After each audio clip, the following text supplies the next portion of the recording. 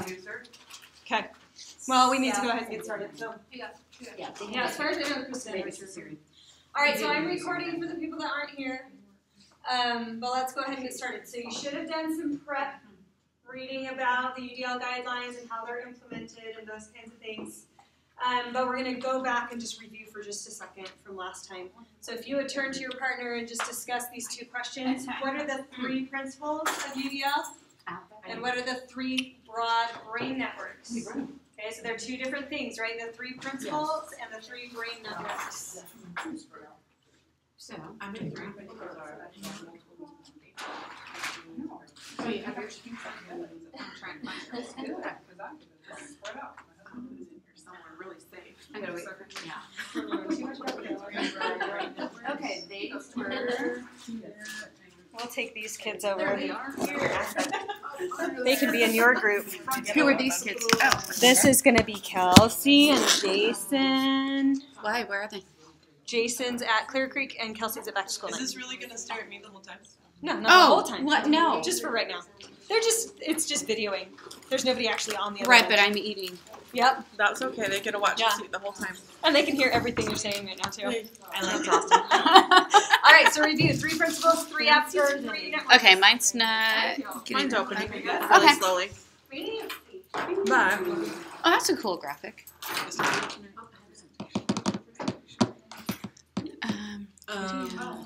Reading, like different ways to present. Okay, I remember. I love that this is focused right on me, so. I know, that's why I took it. I'm like, I'm front and center with my Get drink. over the camera. Get over Well, I want to eat too. Oh. Why is mine taking an hour to There's open? must be there we something go. with the. Okay, in the next multiple minute, you means should of be able to representation, close your multiple eyes means of and action list and both of expression, these. and multiple means of engagement. Okay, say 'em one more time. Multiple means of. Multiple means of representation, action and expression, and engagement. Okay. And then It's the affective. affective, recognition, and strategic. Okay. Luckily, I took notes last time. They created the UDL from the broad brain. Yeah. Is that all we need to do? Okay, so the three principles again are representation, action and expression, and engagement. Okay. And then affective, recognition, strategic. Okay. Can't really see those very well. Watch this. Well, this. Look at that. Whoa. Okay, again, you have now 10 seconds. See if you can get them memorized with your eyes closed. Representation, Action and expression. engagement. Yep. AEE. Okay, now I'll say Expression, them. engagement. I'll say them and you look at it. Mnemonic device going over on this Representation, action, expression, engagement. Right? Okay. Representation, action, expression, engagement. And then you have affective, recognition, and Arse. It's arse. strategic. Your arse. Affective. Oh, sorry. All right, so the brain networks. I forgot where we found. The brain networks, the mnemonic device is in fact arse. Arse. That's better. Okay? All right, so tell me about your arse. Well, What are the three networks? Affective, Affective. recognition. This pen is not good. And strategic. Recognition. Yep, and strategic. I remember the S that time. And strategic. Good. Okay? Do you want me to turn this around to you now? Sure. So generally the recognition networks are going to be in what parts of the brain? Show me with your hands. Recognition networks. Yeah. And On speckle lobes, right? Mhm. Okay, strategic networks are where? Frontal lobes. Okay, and the affective networks? Yeah, in there somewhere. Middle. oh, okay. Okay, good. All right, so these three networks lead to what three principles? Multiple means of representation. Representation. So which networks? Recognition. Good. With our recognition networks, we're going to use the principle of representation, multiple modes of representation, to help us recognize material. Okay, I need this table in the back. Give me another principle and which network it goes with. Engagement. Okay. And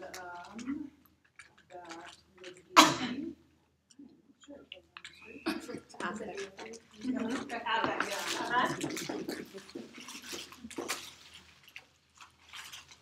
So multiple modes of engagement, and what's the last one?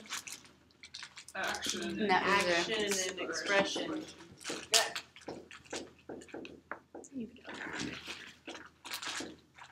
Okay, so this is where we're coming from, right? The idea that because we've got these broad brain networks that we're trying to work with, and we've got the predictable variability within each of those networks, we need to provide multiple modes of engagement, representation, action, and expression.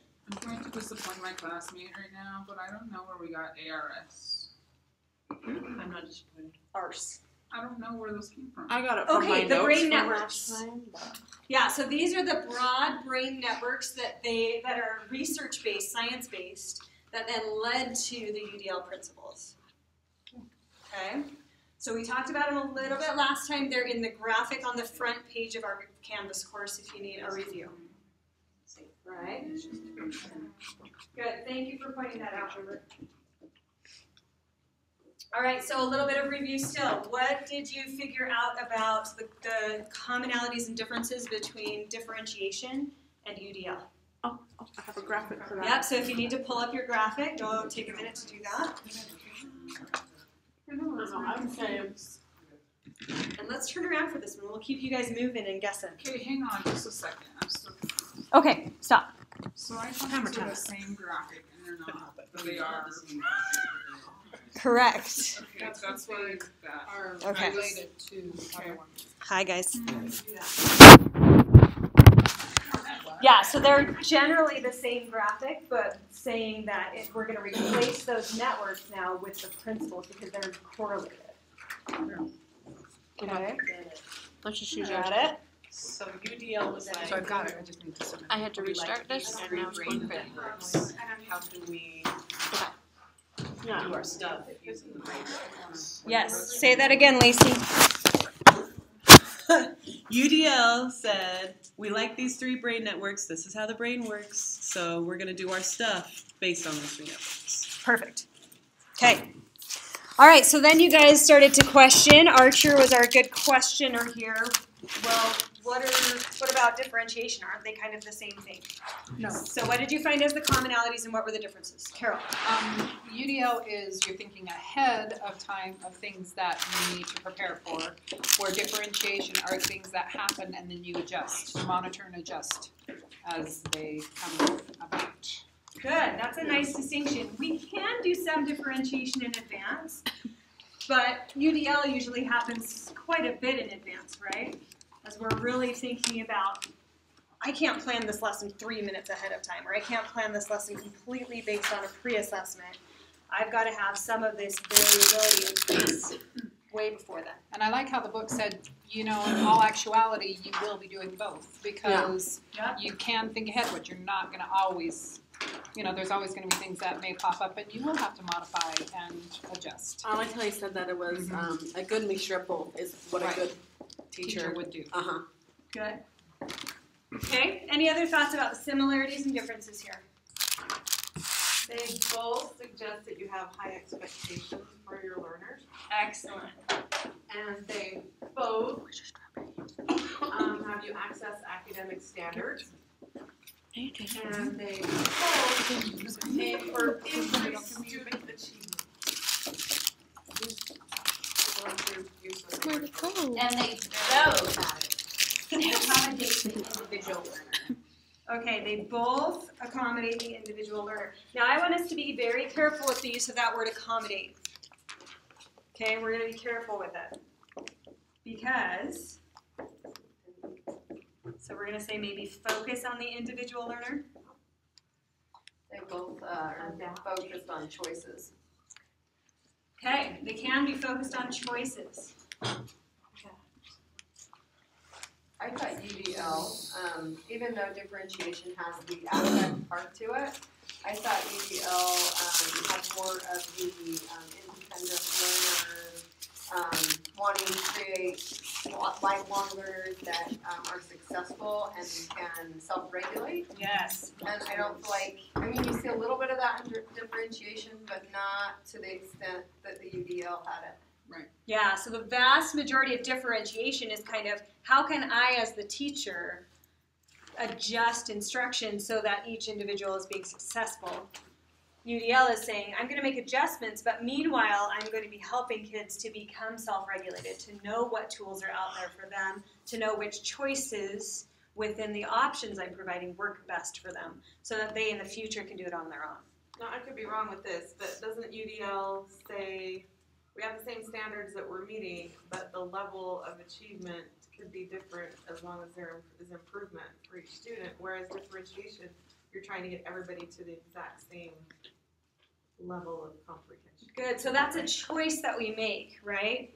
What are my goals for each individual student? What are really my goals as far as this lesson is concerned? And could I make adjustments to the expectations based on what I'm seeing? Now we're going to see more of that as we get into IEPs and 504s, that we could, we do have to be a little bit careful about saying, well, I just feel like making or having Johnny do less work. We've got to be careful about things like that and make sure that whatever decisions we make there as far as what the end product is are justified. Okay, because we never want a parent coming to us and saying, you didn't challenge Johnny the way he should have been challenged. You didn't have high expectations for him, and I'm not okay with that, right?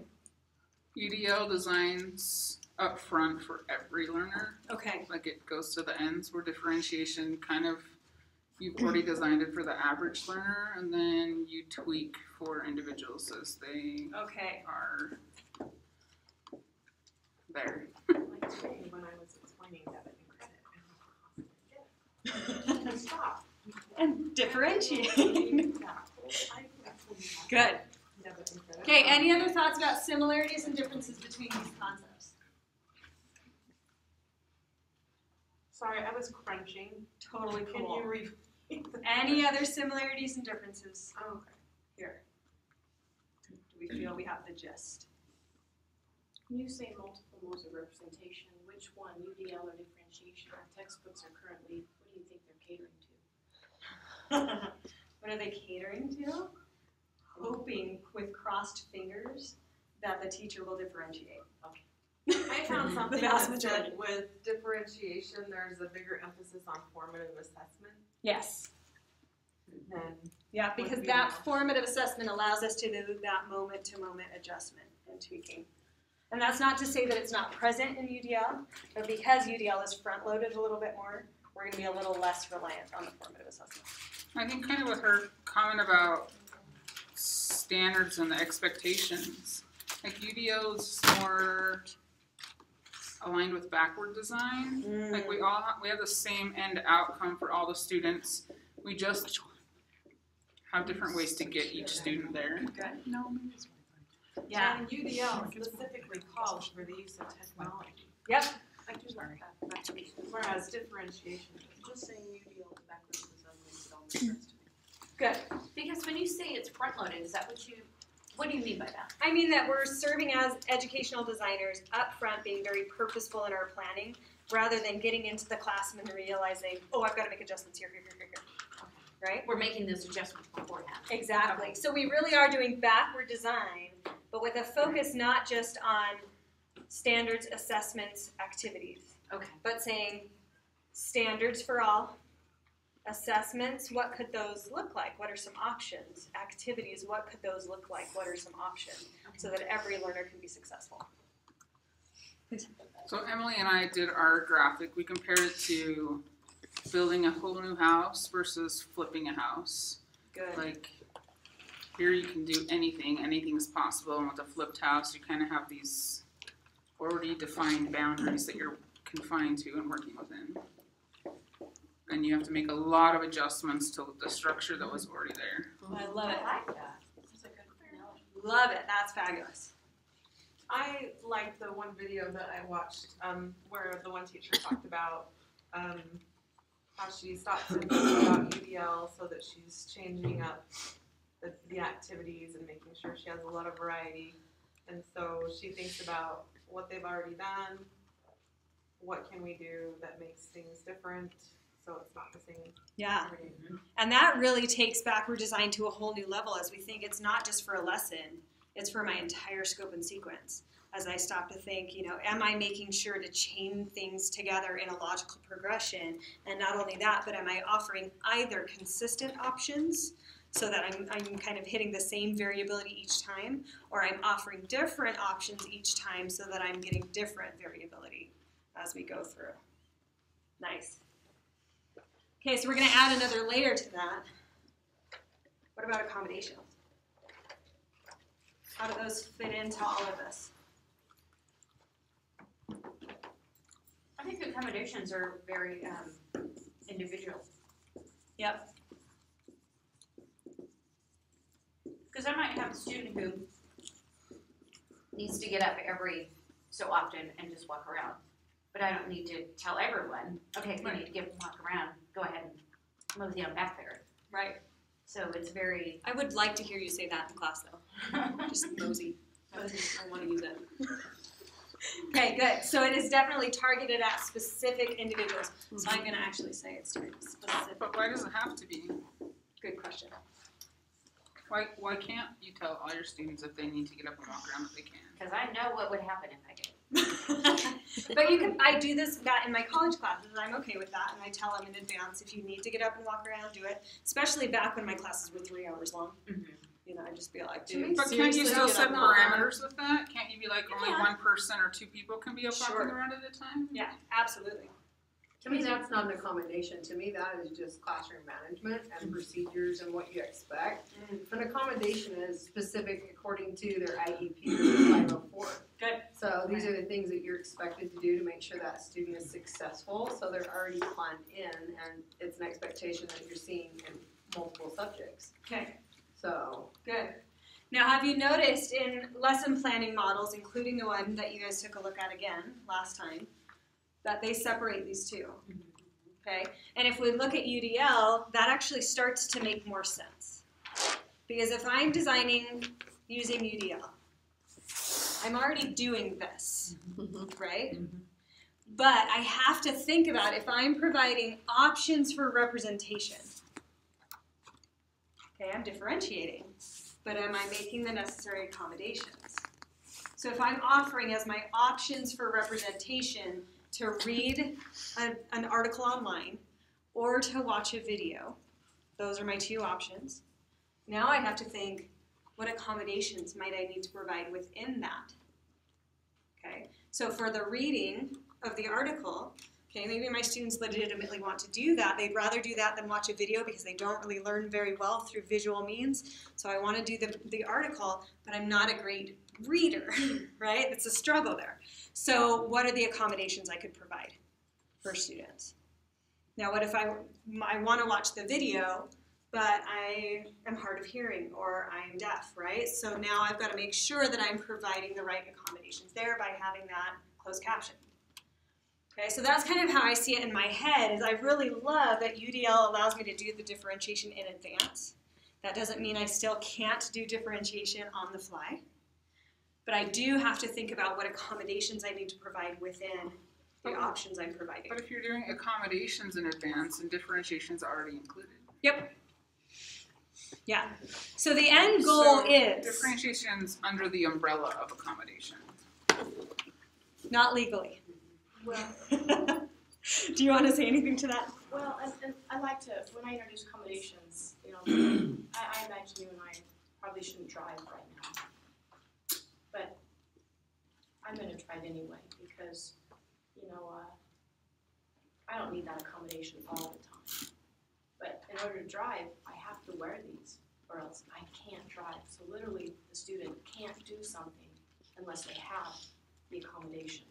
So that's how you can kind of differentiate between the 2. They have to have this. You have to level the playing field with this, whatever it might be, versus good teaching, good classroom management. Does that make sense? Mm-hmm. it really does, you accommodate for one, it might work for all, but there are some things that are in the IEP that they literally have to have. So I'm not giving glasses to every student. I'm Right. giving to one student. Exactly. But good teaching is and it's a very slippery word, but really to differentiate between the two, just think, what do they have to have? And then, okay, what's good teaching beyond that? Does that make sense? Mm-hmm. Good, thank you. So the vision here is if we're doing UDL properly, we are building in the differentiation with the opening for adjustment. And we have to think about issues of accommodation as well. Okay? Good? Will you just say that one more time? Okay, if we're doing universal design for learning, we're building in the differentiation with the opening to do more if we need to, and we have to consider issues of accommodation as well. With each option I'm providing, will I need to provide any accommodations for students within that option? Okay, so say our vehicles become super high-tech powered windowed vehicles and we can change the magnification of the windows and each driver can adjust that. Good question. Does that become differentiation then or accommodation? Okay, let me attempt to address that. What you've done is you've just presented a scenario. That vehicle you talked about is $1 million. I would love to provide all of you that vehicle. Then I wouldn't have to worry about vision. However, that's a lot of money. So you don't have to provide what's best. You provide what will benefit the student, what they have to benefit from an education. So I like how you brought that up, like cochlear implants. Okay, how much does that device cost? Nothing, insurance pays for it. No, it doesn't. No, it doesn't. It pays for a lot. Personal story. Won't pay for Doesn't pay hearing a dime. Yes. And it's $80,000. So that's not an accommodation that schools have. It's $40,000 now. Because that's the best case scenario. That's the best over the top, what everybody who has a hearing impairment would maybe or maybe not want. As you know, with deaf culture, there's controversy between them. So what you basically decide in an IEP meeting is what is appropriate and what do they need to benefit from an education. So What I love about the analogy that Amber was just giving us, sorry, I'm making you sick, people on video, is that we want to eventually allow students to build their own cars that can do all of that. good. Right? Yeah. And that's really the focus of UDL is if we're providing these options, if we're doing this properly, accommodating where we need to, but providing all of these options for engagement, representation, and action and expression, and then talking about it with our students, they start to build that car for themselves. Can I just clap for that? Please. That's my big thing, just having a kid that has a 504. I go in and I feel like they're trying to make all these excuses for him and exceptions. I don't want that. I want him to learn how to work through his issues and push himself that much harder to be successful at the very same thing that his neighbor's doing. Right. And I feel like it's being turned into this, my kid's special, so they don't have to do the same thing as everybody else. And we're not making them successful and able to go out and complete tasks. So Right. I'm glad that you said that. Yeah. We're trying to get them to build their own windows Absolutely. that are special. And that idea came from the one-size-fits-all or the teaching to that imaginary average, right? Well, your child is not average. Therefore, we'll just do special things for him, right? Instead of saying, by developing instruction that has options and pathways and avenues for success that kids can take advantage of, they gradually learn, I need to watch a video on that. I'm going to go find one. Or I need to work independently for a little bit and figure this out before I can engage in group work. They start to learn those things about themselves, and then they make the adjustments for their own learning as they go. And then advocate. Yeah. That's the big one. Yeah. For sure. So we should put slides in schools. Yeah, right? Metal slides. Because We have kids that can't use the elevator in a fire drill, and we can just push them down the slide, There you go. I would take the slide right? every day. Okay, so in order to start designing using UDL, we have to come all the way back to the beginning. So what do you feel is the goal of education in today's world? Pass a test. Pass a test. Okay?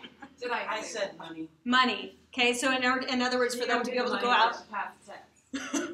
So in order for them to be able to go out and get a job and make money, they need to do well in school. They have to become self-regulated and they have to really have the critical thinking and problem-solving skills. Because they don't really know what their job is going to be in the future. So they need those base level skills so that they can know how to learn when they do need to learn, and then they have that ability to think critically and follow themselves, to persevere and not give up. Yeah. Now, interestingly, Josie and Krista just revealed the identity crisis that is American education, right? Because we have dual goals. We want them to develop critical thinking and self-regulatory abilities because we don't know what the jobs are going to be, and yes, it is built into our school system that that's kind of part of our purpose is to get them jobs and help them to be successful members of society. So we have to help them develop these skills, but they have to pass the tests. I don't think the test is, I think the test is teacher-centered. Right. I think accountability on teachers and public education, I don't think that has anything to do with what the real goal with the student is. Right. That's just It's not my goal in education, Correct.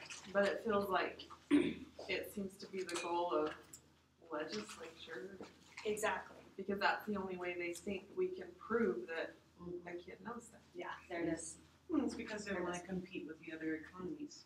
There's some ego involved Oh, with sure. other countries. Sure. What's Yeah, when we interesting, see though, ourselves not doing well on that PISA exam, man. the Can't handle schools that let go of exams and don't test and just teach, our kids always do well on the exam. Yep. I mean, I kind of look at that with my curriculum. Okay, I don't focus on the standards. To be honest, I don't look at them until the end of the year. I'm like, And okay. then I'm like, yeah, I covered all the standards. You know what I mean? Like, it just happens when you have good teaching. I'm not saying that's best practices. But that's how I've been honest. Yes, you were just recorded. It was turned away from you, and I can do some voice modification. Oh, good. So you'll be all right. Good. Okay, but with UDL, this is where we have to start. Because if the goal of education in today's world is to enable every child to pass a standardized multiple choice test, We have to build that in somewhere. right, and that really limits my options that I can provide for action and expression. Because if the goal is to pass the multiple choice test, then they have to pass the multiple choice test. That's the only mode of expression I can give them. But if the goal is to critically think about or to analyze or to whatever it is, then I can give them lots of options for how they express that critical thinking or problem solving. Okay? Big long boat. Ginger, go. I have a question. Oh, you're chewing. Lacey, go. Okay, go ahead. Every effort. Am I going to question? Yes. So, the goal is to pass a test. It's a multiple choice test. Isn't it accommodation that I could just read the question for Josie and she could tell me the answer and I could pick the choice that she chose without giving her the choices? Would that be a different way of giving the same test? Would that be an accommodation? That would be an accommodation that would generally be written into their, But don't we have a list of acceptable accommodations for those standardized tests? yep, for these standardized tests, yep. And some of the accommodations you would normally give a student, you cannot give them on a standardized test. Right. How does that work? If it's good in one place, why is it?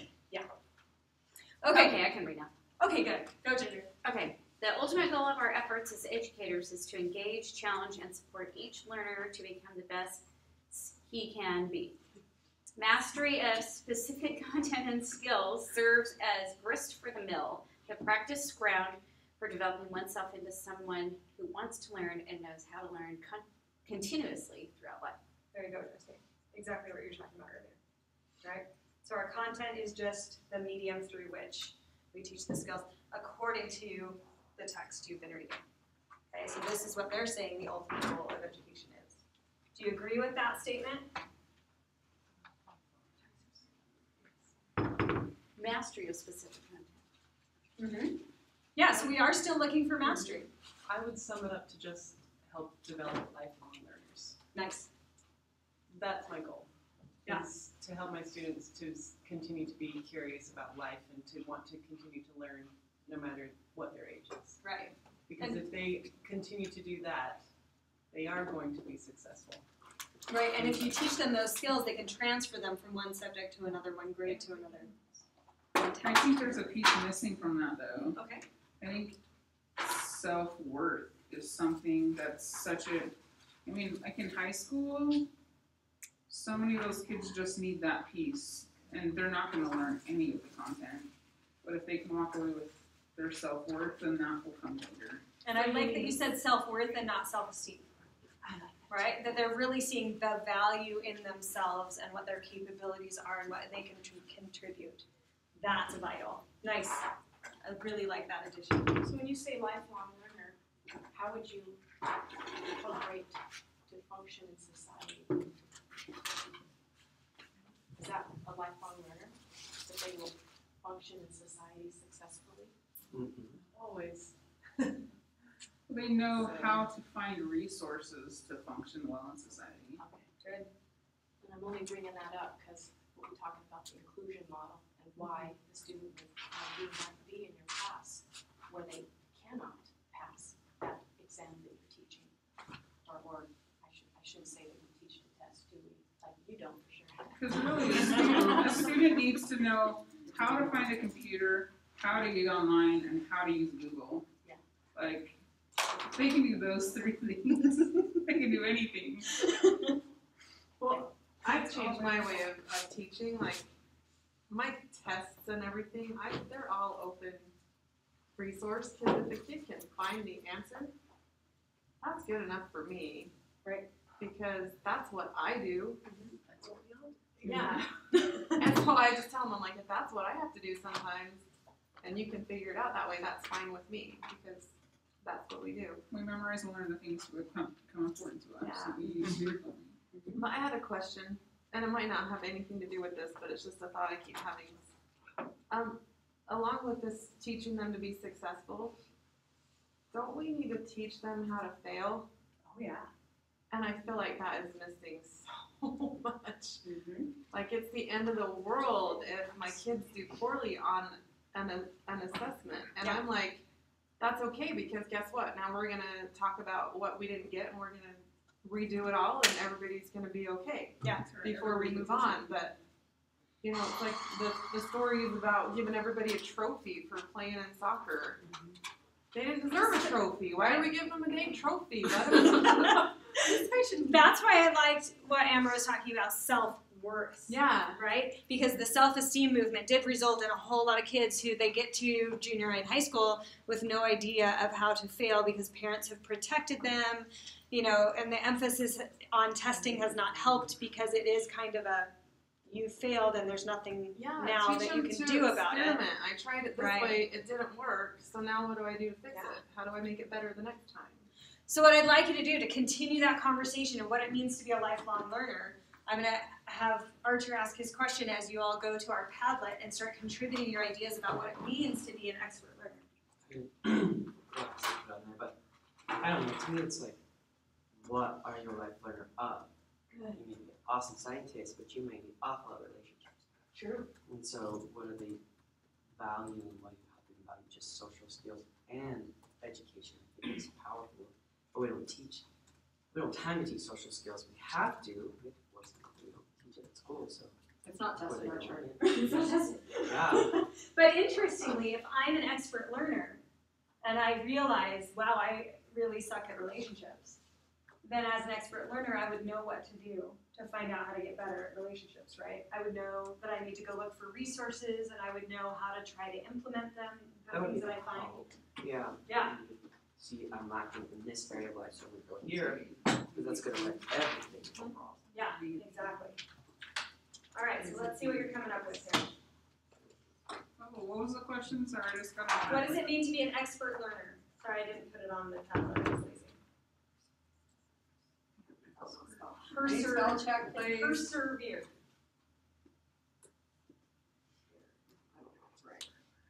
Googling. Somebody went to USET and heard the keynote speaker talk about Googling.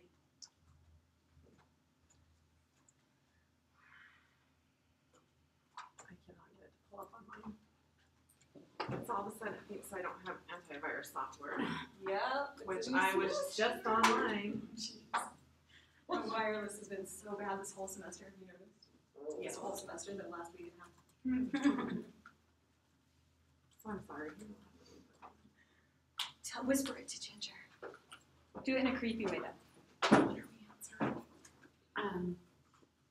What does it mean to be an expert learner?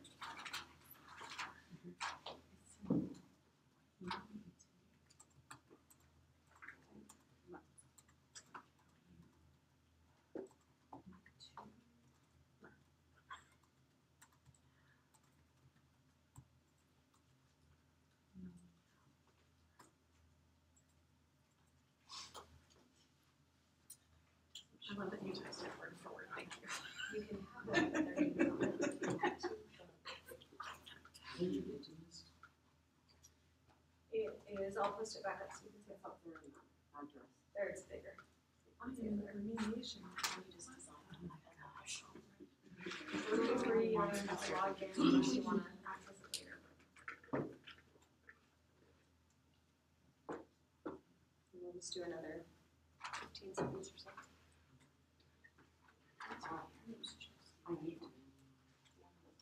On the far. Yes. That's a big issue.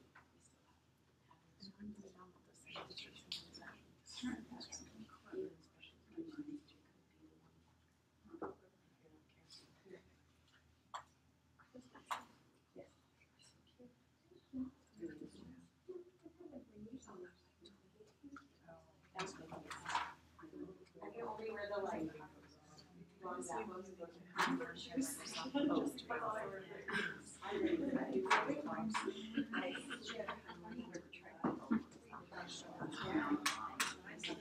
I like wedges even better for teaching. I can get wedges. So that's a great argument. There it is! I was wondering where it was going to be. It's in rainbow. This class, for some reason, always puts rainbow on our outlets. It was not me. Nope. Be the Pinterest. Tell me about being the Pinterest. Wait, what? Oh, I like that. Okay, be the Pinterest. That was me. That's good. It's good though. Right? If you need to know how to do a book report, a poster project, or whatever, go to Pinterest. And that would be a resource you need to be aware of. I like it. Hey, so you guys can read these just as well as I can. But you see the themes. Right? I mean, we can drag them around if you want to, but it's really about self-direction and self-motivation. It's about problem solving, fail to succeed. Good. And a feeling of being good enough. Yeah.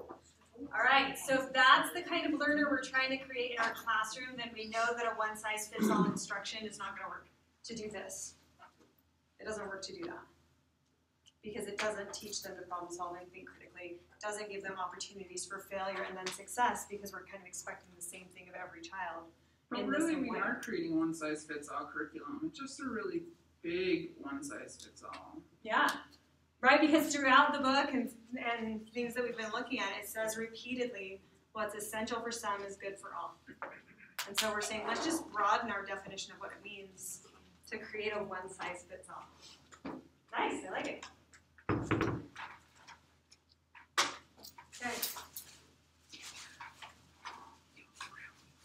So according to our textbook authors, there are kind of three broad categories. They like threes. I think they might have a problem.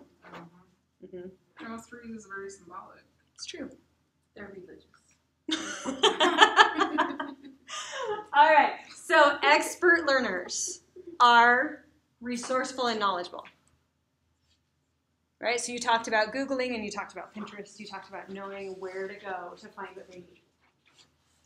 They're strategic and goal-directed. You talked about self-motivation and self-direction, right? That they're problem solvers, that they know what they need. And then they're purposeful and motivated. That's something I didn't see a ton of, but there was a little bit there. There was the self-motivation piece. They want to learn it. They're excited about learning it. And they're willing to do what it takes to get what they need. Do you agree with that? Anything you'd add? I'm just saying, it's hard to have all of your students be purposeful and motivated, but hopefully you can teach them when they find something that they are interested in. Oh my gosh, when you only have 18 students, Absolutely. it's so much easier. Right? Show off. Show off! 18 students, and I Yeah, absolutely. since I worked at Independent. All right.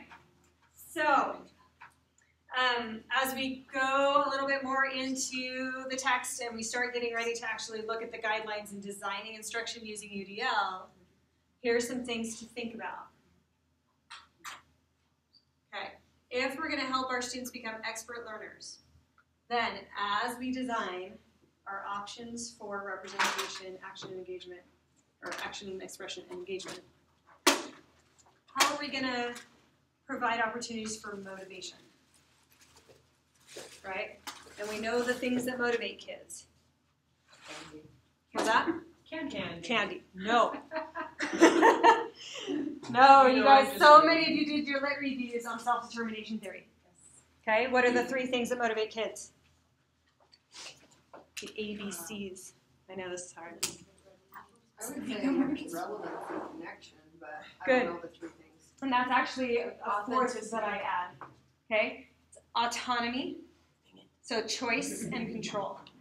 Okay, if we offer kids the ability to choose. Choices of candy, not what we need. Have dark chocolate or light chocolate. What do you do when you give them those choices and they're like, none of them? None Because of my these. kid does it every time. Right, you have to choose one of them. Okay, but here we are, right, offering options. So that's tapping into what we know motivates kids, giving them choice and power. Belonging is the next one, a sense that they belong in your classroom, that you know them, and that you're there to help them to succeed, and that they have friends and companions in your class. That's positive psychology. That is absolutely positive psychology. Yep. And how interesting is it to see within the UDL framework that because I've designed in advance options that I know my kids are going to enjoy, they think I did it just for them, right? And they start to feel this, I belong in this classroom because she designs instruction that's just for me. Okay. The third one is competence, a feeling that they can do it, that they can be successful. And again, by offering options for action and expression, we're developing that. So autonomy, what is that? Choice and power. Okay. Okay, so the ABCs are autonomy, belonging, and competence. And then yes, we add relevance, Krista, as our 4th, especially for this current generation of students. So an authenticity or relevance, that they know that how this applies to them. And then the 5th one is just fun. When class is fun, when learning is fun, they're more motivated to do it. It would add resiliency in the important one. Absolutely. Yeah. Dealing with the stresses of life. Yeah. Or the freeway. Who was the person who said, what if they don't like your choices? Was that There's Josie. Josie? Oh. Josie? Sorry, I'm answering my students' questions. I'm not teaching right now. Can I just mention something Yes, with that? please do. Are any of you going to have that student who likes control? Yes, I happen to have one this year. Okay, I got an idea for you. No matter what, they're right, I'm wrong. Okay. And there's the thing is, picture it like a candle. You have a candle. They have, you can light the candles together, right? Well, you can give them the candle and say, okay, you come up with the choices, but you talk to them on the side and have them tell you, okay, this is what tomorrow's topic is. I'm struggling on some choices here. Can you give me some choices? Just do that on the side. Do it a week before. And then you know what? When you put up the choices, guess who's not going to push back? So try that. Tell me what happens. Okay. And then watch him, Elba. Do you like the choices this week? Yeah. You better like those choices. This teacher knows what Excellent. Okay, so everyone can develop the motivation if we provide the contexts that are supportive of motivation, right? The practice, the reflection, the self-efficacy, the belief that they can do it, the self-regulation, the self-determination, the executive functioning, they can develop all those things. And the key word there is everyone can develop those if we provide the right context. I've even had along those lines with Josie and the choices. As a class, here's what we have to do, this is what we have to accomplish. What can we do to get there? And as a class and groups or whatever, they come up with the activity and then they're excited to do it. Outstanding. They develop. Yeah, now imagine opening that up to the classroom from a UDL perspective. If we ask the students, how do you like to learn something new? Do you like to, we make a survey, right? Do you like to watch videos? Do you like to read it in a book? Do you like me to talk about it? Do you like to listen to a recording about it? What do you like to do? And then the choices that our class chooses are the things that we work into our units. How do you like to show what you know? Do you like to do it on a test? Do you like to do it with a project? If so, what does that project look like? And even with each unit, we could do that. We need some options for this unit for our assessments. Here's our big menu of possible assessments. What should we do this time? And they could choose 3 or 4 options for that unit. Okay? Really motivating and powerful as the kids start to say, oh, I always really struggle with those ones. And we can talk about it. I do a lot of my classes say, okay, we're democracy, here we go. Perfect. Not all of them, but I can. And that takes a lot of the burden off of you, because when we look at UDL, it is a little overwhelming. I have to have multiple options for everything, for every lesson. But if we open it up to the kids and maybe look at it at a unit perspective, and then the kids are giving us feedback about how they'd like to learn it, you'd be surprised too how many kids will come back, I found this great video on this topic we're learning about, and then you can incorporate that in. And then they've chosen what the assessments are, what the options are, and they buy into that more. Today I had them call me Your Majesty. Oh, excellent. Because we did a lesson on rounding and we used knights. And they're knights. Perfect. And it was really well. You mentioned something last week all about me. You had your students doing all about me, so you kind of got to know all a little bit about there. Did I hear you correct for last week? I didn't remember saying I do that. Okay. So yeah, I do have them all come up and talk forwards and talk about themselves. Yep, and I know that Bree's been working on that as well, doing the all about me's and stuff. So this is just something you start adding to the all about me's at the beginning of the year. Please, Kristen. So I'm just thinking, my next unit to come up is one that I offer a lot of choice, and every year I'm going to have my kids that it's overwhelmed and choice isn't good for them. I mean, there's that side of it too, that are just going to like fall off the wagon because there's too much, and there is overwhelmed. So I think where choices are good, I mean, I don't know, you have to balance that, I guess. Absolutely. So What would you like me to do, teacher? I want to know what you want. yeah, so there's always a handful every year that it's not a difficult thing, but they just have choices, and every step along the way they have a menu that they can choose from, and some of them just really struggle with options too. Right. And within that, and within UDL, the recommendation there would be to then sit down with that student or a small group of students and say, you know, I know this can be overwhelming when we look at this menu. Why don't we sit down together and we'll chart our plan together. Narrowing know your students over you there. This is my finding out. You know? Yeah, definitely. As you see them start to start with it. All right, so now we get into the meat of it. How do we apply those broad UDL principles as we actually start to do our educational design? You guys ready? Are your minds on? I can see you're starting to die a little bit. Okay, so overarching ideas. First and foremost, focusing on the real goals. Are those like life skills, or are we talking about objectives? Both. Okay, so what are the expert learner skills, we'll call them, right, that we want them to get out of this lesson or this unit? And then what are the mastery of content skills that we want them to get out of this unit or lesson? Okay, so we're going to focus on the real goals of what they're supposed to accomplish. We're going to design flexible options that'll reach most learners, right? We're designing for predictable variability, and there's always unpredictable variability. That's when we differentiate and accommodate.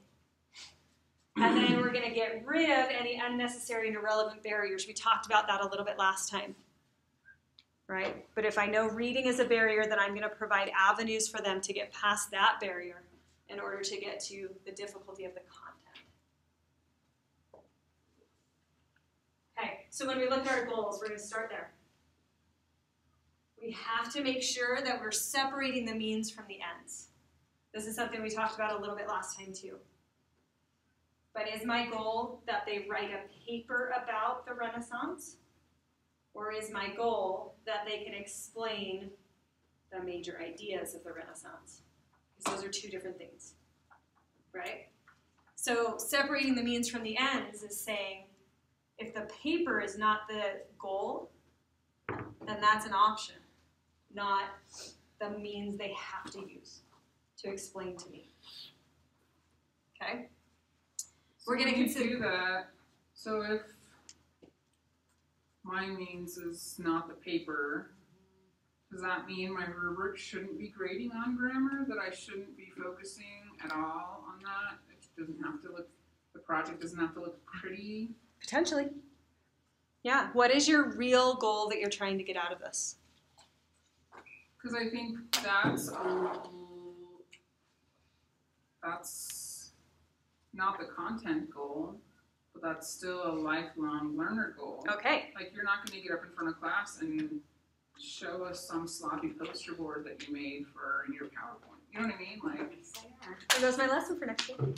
But what if, No, you're absolutely what right.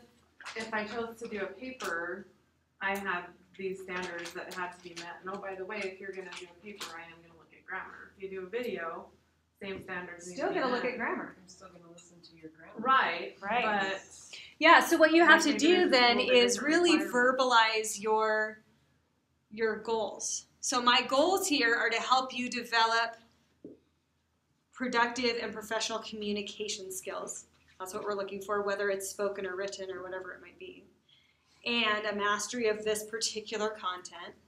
So we could build that goal in if that's something that's important within the context, right? And in your interpreting classes, for example, that's a great, you need to be able to communicate effectively. Yeah. Okay. All right, we're going to consider all three learning networks in our goals. Affective. Archer, this is for you, man, right? Our goals in our units should remind us that we're trying to build enthusiasm, that we're trying to build self-worth, that we're trying to build affective responses as well as our recognition and our strategies. We're trying to challenge all of the learners, and we're going to actively engage them. Okay? So that's what we're looking for with goals for our units. And we're going to separate the means from the end whenever possible. So can I tell you a success story? Yes? So I've been reading Kid President with them, Excellent. and it's 100 Ways to Be More Awesome. It's a non-fictional text slash social skills study, and good and bad news. So number one was put your cell phone down and be present, and they caught the being present thing really well, which was awesome. They started to do that with each other, and so I jokingly says, if your mom's doing it, take her cell phone and throw it. Oh, no. And of course, one of the little kids says, "Oh yeah, I'm going to do that. He's my struggler." And I says, "Don't do it." I says, "It's going to be a really bad idea." Well, he did, Yeah. and he got. I told you got to do what you told us to do. I worry about what they say. I tell him, "Okay, if I say this, I'm just kidding. Don't do it." Did you have that one? You got me grounded. Yeah, absolutely. He did it. His mom said he was Good thing his mom's a teacher. Awesome. Okay, so what do you think the goals of this lesson right now that we're engaged in are? sorry, I totally misunderstood. Totally fine. Implement UDL. We're gonna have a plan with it. Okay, so we're going to practice using UDL to design instruction. That is one of our goals. This is a practice lesson. It's not a mastery lesson yet. Okay, any others? If we consider all three networks. For the lesson you're teaching us today, Right now. What are we trying to accomplish? By the end of the class period, Amber will be able to. I thought you were supposed to tell me that because in my class I'm supposed to have it written on the board. Right? I had to keep them secret. I don't See if you know. guys can guess. Understanding the vision of UDL. Nice. So that would be kind of an affect one, isn't it? And I might even say appreciate or something like that, which most educational textbooks hate that word because I cannot measure appreciation. Suck it. That's what I have to say. Okay, appreciate the vision of UDL. Good. Okay, as far as recognition, we're going to identify and practice for now. Strategic, you don't know this yet, but we're gonna have you analyze. Okay. So analyze how the guidelines and principles can be used in educational planning. Just saying, that's like the accounting equation right there. How is that strategic and not recommended? Because we're developing the strategic networks for thinking about pros and cons and how to change, and so there will be some problem solving involved and those kinds of things in the next half hour of class. You'll see. Okay. We've already talked about UDL and backward design. You guys already spotted it. Way to go. Perfect. Yes. Okay. So to keep it simple, and then we'll get into the detail. If I'm going to design instruction using UDL, I'm just going to ask myself these 3 questions. They're going to become ingrained in my soul so that every time I plan a lesson, I'm asking myself, how am I going to present the lesson in a variety of ways? How am I going to keep them engaged in a variety of ways? And how am I going to assess them in a variety of ways? And I'll just burn that in. So I'm using it every time. Do you want to hear my fail assessment today? Yes. Sweet. I've had so many fun wins and fails lately. So, so I said. Speak up, Archer. Okay, so I said, I'm the king, right? And you're the kingdom, knights and knights, and knightesses, I call them. And princes. And you have 2 minutes to solve this rounding table while I go on a vacation to Hawaii. But you all have to get the same answer right, and I came back to a total disaster. So it didn't work, but it was a fun way. Yes. I just got them way too wound up, I think, during my lesson, and they couldn't handle this. Yes. But they were excited about it. They actually did try. Good. So I'll share with you my adventures in UDL this semester with my undergraduate class, right? So thinking about, traditionally I've tried to have them read the textbook, and then come to class, and it was a one-size-fits-all kind of activity, though I try to mix in different modalities as far as engaging with the content, right? And then it was typically one form of assessment, okay? So this semester I offer my students at least 2 options every time. So I told them at the beginning of the semester, if you read a textbook well and learn from that, then buy the textbook. If you don't. And then your options are read these pages in the textbook, or there's a video or an interactive presentation or something like that that they can go through. So they can choose a multimedia or the textbook option.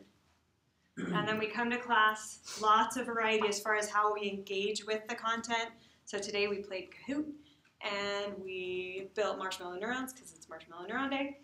And we did the arm mnemonic for the neurons, right? So lots of ways of engaging during the class period to keep their emotion up. And then as far as assessment, they have a study guide they've been working on. They did an Educations. This is an hour and 20-minute class. I killed them. And there was a lot of walk-around assessment, right? So we had options all along the way, multiple pathways. It's intense. I'm not going to lie to you, right? It's changing a lot of what I do. But it's really powerful to see the students responding to that opportunity for choice. I would just tell you, my modules in Canvas are getting really big Yes. because of the links to videos, links to text, links to written instruction. Yeah. I mean, it's like, You're becoming an educational designer. What? Go, Josie! Alright, so let's move into groups. Here are your groups on the board, except that Jason's not here. But otherwise, and Taylor's not here. Otherwise, move. I'm engaged. Emily. And you'll need your computerized equipment. Kristen, you're all by yourself over there. I'll just come over there. Sure. My computer's still being done, so. Oh, I have my iPod though. Oh, it's in my car.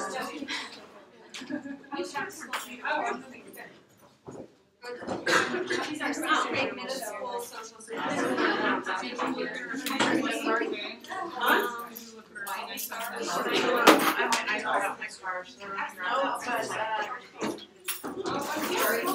I don't know if, Start by using yours and see. I know you're first not first, so watch that.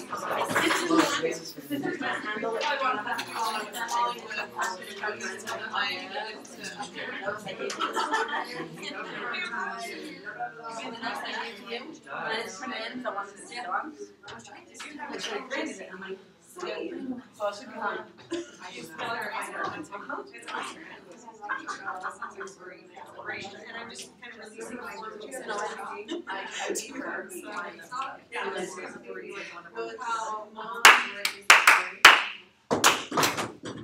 Wow. Differentiation, some snaps, some claps. It's true. I should have offered options for response. It's true. I just thought about it.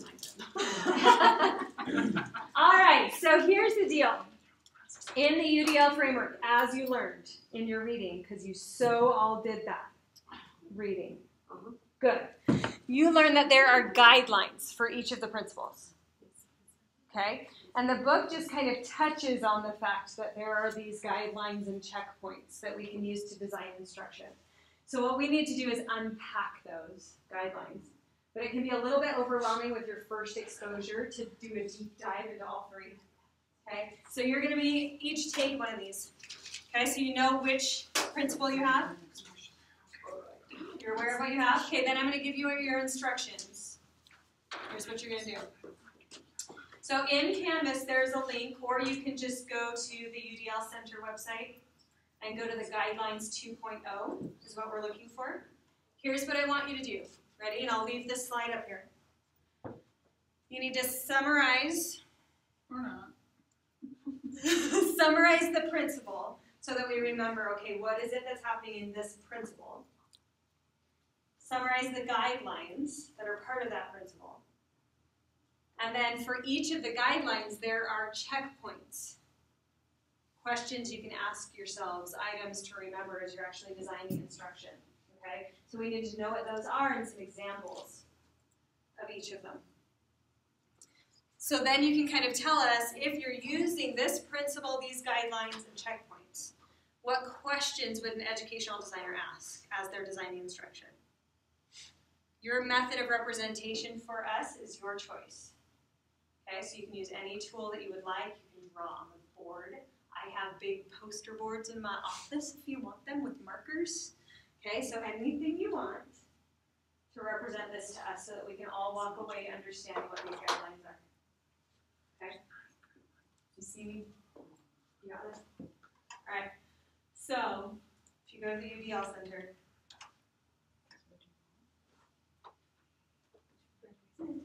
We're doing more presentation. we go to About UDL, and then you'll see UDL Guidelines 2.0 over on the side. Then you can dive into your particular principle. And these are all expanding menus, my friends. Okay, so you can get the overview of each of the guidelines. But as you get into the checkpoints, you click on that, and it tells you about what that checkpoint is. Okay, so your job is to summarize, condense this information for the rest of us so we're not all going to die from this experience. Got it? Okay, we're going to give you about 20 minutes.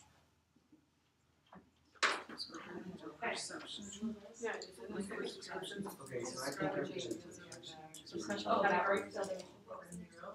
the pink box says the guideline. Is that a special education category? Under UDL Center.org. Well, how do we don't get here from the module? You can. The link's in the module it is for today. Special education categories? No, UDL guidelines. Oh.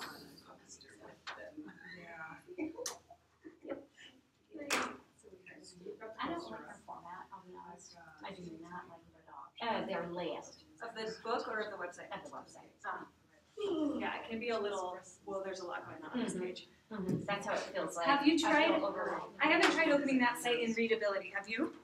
No, but I did do Ratatouille. Holy crap. Let's try opening Yeah. this in readability and see what happens. She was just complaining that the website can be a little busy, so we're gonna test and see what happens if we open it in readability. Where is that? I don't have that. It's an add-on. Oh, Let's wait and see. That's what it looks like, that looks better. Ginger, so you can play with that a little bit if you like. But I don't know. A little easier. I learned that I don't need to. Okay, so if you're working in Chrome, guys, this is one of those things when we talk about ADHD later for sure, but for the rest of us too. Okay, readability is a Chrome extension that you can add on to your Chrome browser.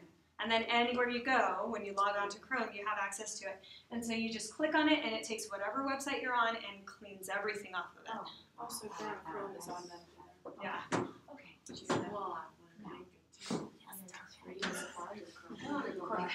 Keep some cards up my imaginary sphere. At the end of last year, or the end of last class, There's we only talked three about years on each. like There's no circle perception to language use, that whole thing, I need to. Whole class. Good, because I Summarize was like, them. on that the other day, I can't remember. Should you I put can send you the the link to the little summary task page. back up? Hey, Dr. Pop? I was like, I know, she told us about that. No problem, I use mine. Can you just put the questions back up? Oh, yeah.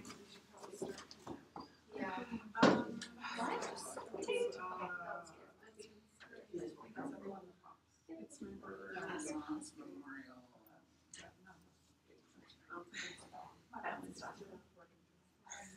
I know what I want to say. You could even divide and conquer within this because there are generally 3 checkpoints or so or 3 guidelines for.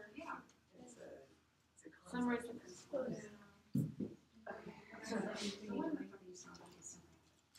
So, Well, the reason to do it.